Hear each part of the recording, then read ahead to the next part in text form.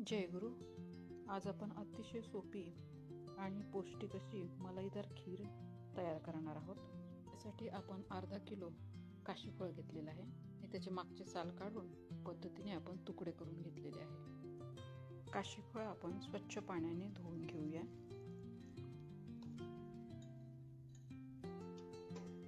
आणि थोडे पाणी घालून शिजायला ठेवून देऊया.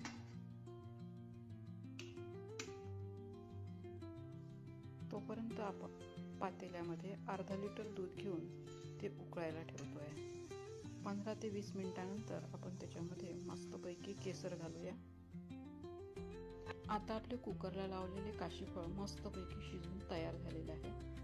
त्यामध्ये थोडी साखर घालूया आणि मिक्सरने मस्तपैकी एकजीव करून घेऊया. आता हे पुन्हा एकदा गॅसवर ठेवून त्यातील पाणी पूर्णपणे निघून जाईपर्यंत शिजवून घेऊया आणि थंड करायला बाजूला ठेवून देऊया. थोडं थंड झालं की उकळलेलं दूध आपण त्याच्यामध्ये मिक्स करूया. आता त्यामध्ये थोडी विलायची आणि आपल्या आवडीनुसार ड्रायफ्रूट्स आपण मिक्स करत आहोत.